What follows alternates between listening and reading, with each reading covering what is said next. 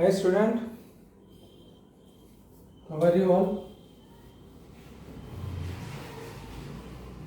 सबकी प्रैक्टिस अच्छी चल रही होगी लाइन्स एंड एंगल्स के। कुछ आगे कंटेंट हम देखते हैं। लास्ट लेक्चर में आपने 6.2 के जो क्वेश्चन आंसर देखे थे उसमें आगे अब हम कंटेंट देखते हैं। एक लास्ट क्वेश्चन वो एक्सरसाइज का लेते हैं जिसमें आपको यहाँ पे दो मिरर दिए हैं। ये दो मिरर है, इनको यहाँ ऐसे दिखाया है, ये इनकी सरफेस जो है वो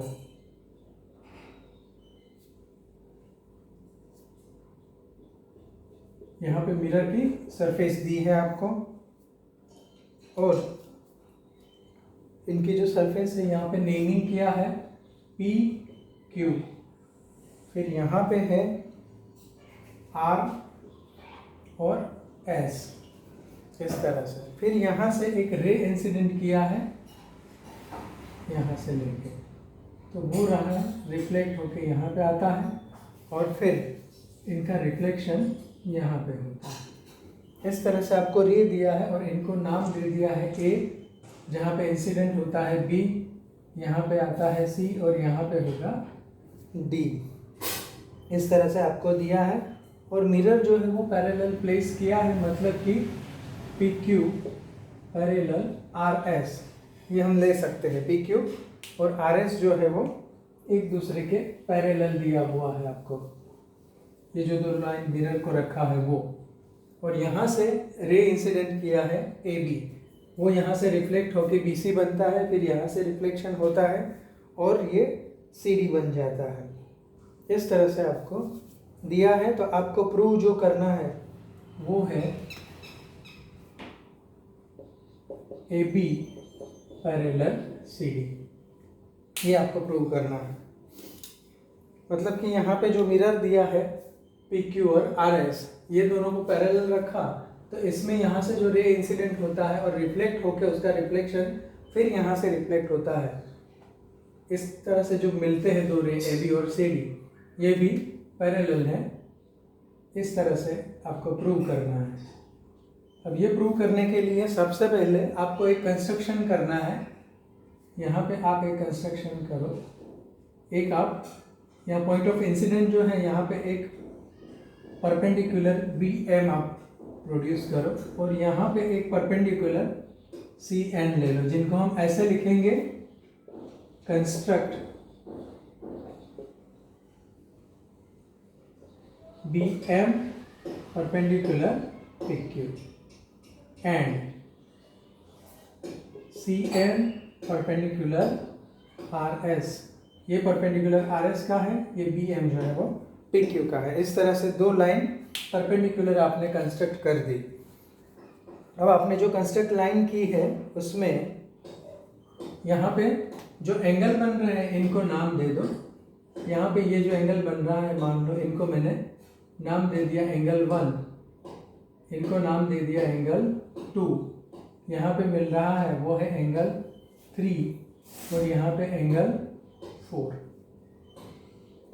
इस तरह से यहाँ पे ये सब एंगल हमें मिल रहे हैं। अब देखते हैं कि इनका रिलेशन जो है वो किस तरह से हमें लेना है। सबसे पहले देखा जाए तो आप एक चीज़ देख सकते हो कि angle 1 is equal to angle 2 होता है। ठीक है, एंगल 1 और एंगल 2 वो दोनों इक्वल होता है। वो क्यों? वो फिजिक्स का जो रूल्स है, laws of reflection, laws of reflection, reflection के जो लॉज है उसके हिसाब से इंसिडेंट एंगल और रिफ्लेक्टेड एंगल जो है वो इक्वल होता है। ठीक है, वो लॉज ऑफ रिफ्लेक्शन के हिसाब से हम यहाँ पे ले सकते हैं। दूसरा यहाँ पे भी वो अप्लाई होगा, angle 3 is equal to angle 4, यहाँ पे भी सेम चीज़ लगेगी। यहाँ पे भी इंसिडेंट एंगल और रिफ्लेक्टेड एंगल दोनों आपको सेम मिलेंगे। तो यहाँ पे ये दो इक्वेशन अभी आपने ले लिए। अब यहाँ पे देखते हैं कि एंगल 1 प्लस एंगल 2 लेते हैं, तो आप देख सकते हो कि यहाँ पे एंगल 3 प्लस एंगल 4 मिलेंगे, क्योंकि यहाँ पे ये दो इक्वल एंगल है, और दूसरा कि यहाँ पे एंगल 1 और 2 का सम और 3 और 4 का अगर आप सम करते हो तो वो भी इक्वल मिलता है, क्योंकि यहाँ पे भी देखा जाए तो ये जो है ये इंसिडेंट एंगल है, ये रिफ्लेक्ट एंगल, ये पूरा मतलब अब आप 1 और 2 को जोड़ के देखो तो यहाँ पे ये बनता है एंगल, और यहाँ पे इन दोनों को जोड़ के देखो तो यहाँ पे ये एंगल बनता है। तो अब आप मान लो कि यहाँ का मेजरमेंट दोनों का कॉमन है, तो पूरा z यहाँ पे जो बन रहा है वो ट्रांसवर्सल माना जाएगा, और AB और CD का ट्रांसवर्सल आप BC को ले लो, ठीक है। तो आप इनको प्लस लिख सकते हो, यहाँ पे आप ब्रैकेट में लिखो कि BC is transversal of AB and CD। ये CD और AB जो है उनका ट्रांसवर्सल BC है, इस तरह से आप मान लो। तो आप ये दोनों को ऐसे लिख सकते हो, इन दोनों का टोटल और इन दोनों का टोटल।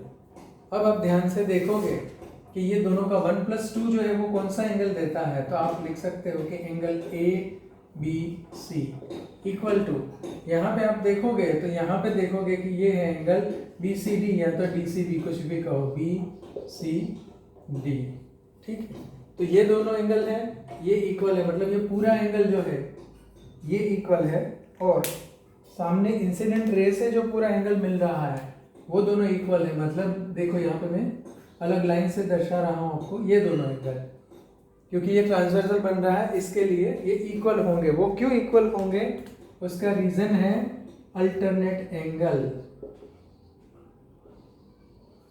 ये हो जाएंगे अल्टरनेट एंगल्स। तो ये दोनों एंगल इक्वल है। अगर ये दोनों एंगल इक्वल है अल्टरनेट एंगल, तो वो तभी हो सकता है कि यहाँ पे लाइन AB और लाइन CD पैरेलल हो, क्योंकि यहाँ पे पैरेलल होगा तभी ये अल्टरनेट एंगल बनेंगे, और यहाँ पे ये दोनों इक्वल है तो इनको हम अल्टरनेट एंगल कह सकते हैं।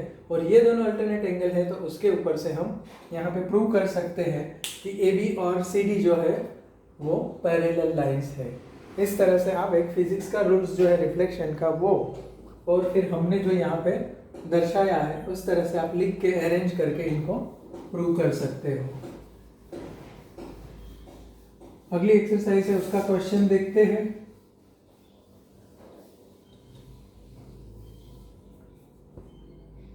अब करते हैं कुछ सम 6.3 के। उसमें आपको एक फिगर दे दिया है, यहाँ पे ट्रायंगल दिया है इस तरह से, ये ट्रायंगल है, यहाँ पे एक एक्सटेंडेड लाइन दी है, फिर यहाँ पे भी एक एक्सटेंडेड लाइन दिया है आपको अमाउंट में, और आप सबका नेमिंग कर लेते हैं। नेमिंग अच्छे से करो, ये ज़रूरी है। तो सबसे पहले तो ट्रायंगल जो है वो है PQR, ये ट्रायंगल दिया है। यहाँ पे जो एक्सटेंडेड नंबर दिया है वो आपको दिया है S and T, यहाँ पे है पॉइंट S और यहाँ पे है पॉइंट T। फिर आपको दो एंगल दिए हैं, लिख के दिए होंगे कितने हैं वो। एंगल SPR, ये SPR मतलब ये एंगल होता है, वो दिया है आपको 135 डिग्री, और दूसरा यहाँ पे दिया है एंगल PQT, इनका मेजरमेंट दिया है 110 डिग्री। तो आपको फाइंड करना है PRQ, एंगल PRQ, ये एंगल आपको फाइंड करना है। चलो डायग्राम की ओर देखते हैं तो पता चलता है कि यहाँ पे एक एंगल दिया है, यहाँ पे दिया है। ये ट्रायंगल में अंदर कोई भी एंगल का मेजरमेंट हमारे पास नहीं है, जो हमें चाहिए वो है PRQ, मतलब कि ये एंगल, ये क्वेश्चन में पूछा है। अब ट्रायंगल दिख रहा है तो आपको सीधा आइडिया ये आ जाना चाहिए कि यहाँ पे अगर ये दो एंगल मिल जाते हैं तो ट्रायंगल एंगल का जो एंगल सम प्रॉपर्टी है वो हमें पता है, तो वो हिसाब से हम आगे कर सकते हैं। लेकिन फिर से मैं पहले यहाँ पे एंगल सम प्रॉपर्टी एक बार फिर से मैं आपको बता दूँ, वो आपका थियरम भी है और वो हम सम में भी यूज़ करते हैं। अब एंगल सम प्रॉपर्टी क्या है?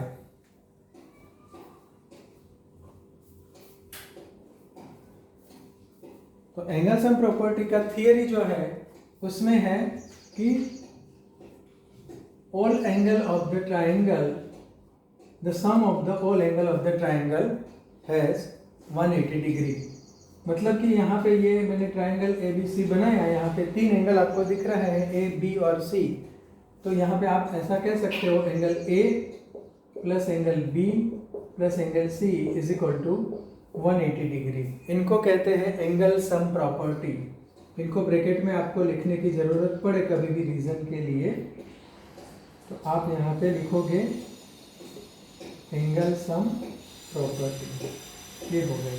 और वर्ड में अगर उसको एक्सप्लेन करना है तो यहाँ पे आप कहोगे कि ट्रायंगल का सभी एंगल जो है उनका टोटल 180 होता है, वो हो गई एंगल सम प्रॉपर्टी। अब यहाँ पे जो हम ये थियरी को अप्लाई करने की सोच रहे थे, तो उसके लिए यहाँ पे पहले आपको लाइन PQ जो है या तो लाइन SQ जो है उसके ऊपर देखना चाहिए। तो यहाँ पे आप देख सकते हो कि angle SPR plus angle RPQ is equal to 180 degree. ध्यान से आप इसमें देखो SPR ये और ये मतलब कि ये एंगल, RPQ मतलब RP और Q या तो QPR कुछ भी लिख लो। तो ये जो दो एंगल है उनका टोटल 180 होता है। अब उसका रीज़न आपको पता है क्यों होता है, लीनियर पेयर्स ऑफ एंगल्स, ये है इनका रीज़न। अब यहाँ पे SPR जो है वो हमें दिया है, इनका मेजरमेंट हमें पता है, तो ये हो जाएगा 135 degree plus angle RPQ is equal to 180। 135 को आप शिफ्ट करो तो आपको मिलेगा angle RPQ is equal to 180 degree minus इनको करना है 135। 180 में से 135 आप सब्ट्रैक्ट करो तो ये आपको मिल रहा है 45 डिग्री। तो ये यहाँ पे हम लिख लेते हैं, जो आपको मिल गया है एंगल वो 45 डिग्री। अब सेम थियरी से यहाँ पे भी TR जो लाइन सेगमेंट है उसमें आपको दो एंगल यहाँ पे दिख रहे हैं जो कि लीनियर पेयर ऑफ एंगल है, एक ही लाइन पे एंगल है। तो उसको भी हम इस तरह से लिख सकते हैं, angle PQT plus angle PQR is equal to 180 degree. अब यहाँ पे एंगल PQT जो है वो है 110 degree plus angle PQR is equal to 180 degree. अब ये 110 को आप शिफ्ट कर दो तो angle PQR is equal to 180 degree minus 110 degree. इनका सब्ट्रैक्शन करें तो यहाँ पे एंगल PQR आपको मिल रहा है 70 डिग्री। अब आपने दो एंगल ढूंढ लिए यहाँ पे, इनका भी रीज़न आप यहाँ पे लीनियर पेयर ऑफ एंगल लिख सकते हो। यहाँ पे ये जो दो एंगल हमने लिए हैं वो अच्छे से आपको याद रह जाए, उसके लिए कौन कौन से लीनियर पेयर ऑफ एंगल लिए हैं उसके लिए मैं ये मार्क कर देता हूँ। ये दो लीनियर पेयर ऑफ एंगल लिए हैं, यहाँ पे भी ये दो लीनियर पेयर्स ऑफ एंगल लिए हैं हमने। अब दो एंगल मिल गए हैं ट्रायंगल के, तो ये तीसरा एंगल भी अब आप ढूंढ सकते हो। कौन सी थियरी से या तो कौन से मेथड से आप वो ढूंढोगे, तो उसके लिए आंसर है angle sum property. Angle sum property के लिए आप करोगे तीनों एंगल का टोटल। सबसे पहले लिखते हैं हम angle RPQ plus angle PQR plus angle PRQ, इन तीनों का टोटल होता है 180। ये एंगल और ये एंगल, क्योंकि ये दोनों की वैल्यू आपको मालूम है, यहाँ से मिली है। RPQ जो था 45 डिग्री, PQR भी आपने ढूंढा था वो 70 डिग्री, और angle PRQ is equal to 180 degree. अब इन दोनों का टोटल करें तो ये मिलता है आपको 115 plus angle PRQ is equal to 180 degree. अब इनको आप शिफ्ट करो तो angle PRQ is equal to 180 minus 115। अब 80 में से आप 15 सब्ट्रैक्ट करते हो तो आपको मिलता है 65 डिग्री, जो कि हमारा आंसर है। एंगल PRQ जो आपको ढूंढने के लिए कहा है उनका मेजरमेंट जो है वो 65 डिग्री है। अपनी नोटबुक में ये पूरा सब लिख लो या तो स्क्रीनशॉट ले लो।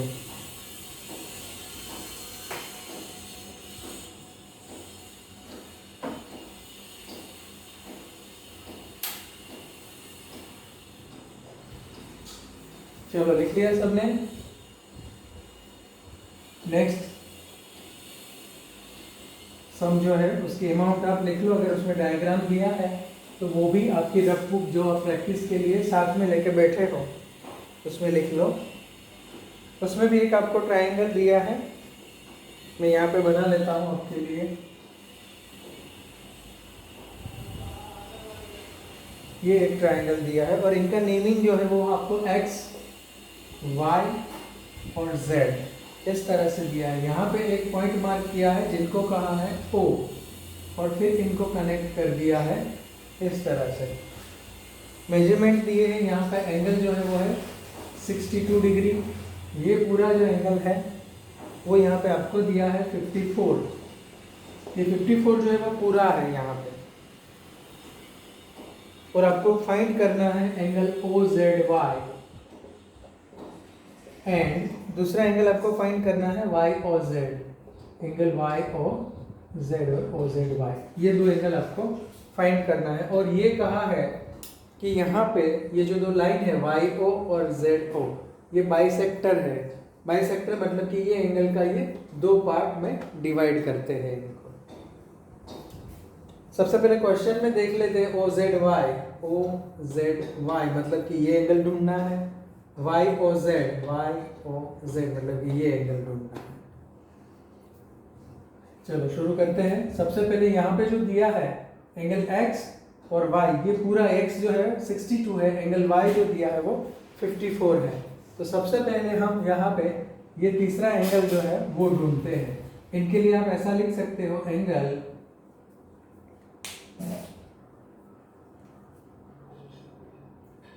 X plus angle Y plus angle Z is equal to 180 degree. Triangle के तीनों एंगल का टोटल या तो उनका सम। उसका रीजन है एंगल सम प्रॉपर्टी, ये है इनका रीजन। अब x दिया है 62 डिग्री, y दिया है 54 degree plus angle z is equal to 180। इनका टोटल करें तो आपको मिल रहा है 116 plus angle z is equal to 180 degree. 116 को शिफ्ट करते हैं opposite side, so it will be 180 minus 116। अगर ये सब्ट्रैक्शन करें तो आपको ये एंगल जो है वो मिल रहा है 64 डिग्री। मतलब ये पूरा एंगल z जो है वो मिला आपको 64 डिग्री में। यहाँ पे लिख रहा हूँ angle z is equal to 64 degree, ये आपको मिल गया।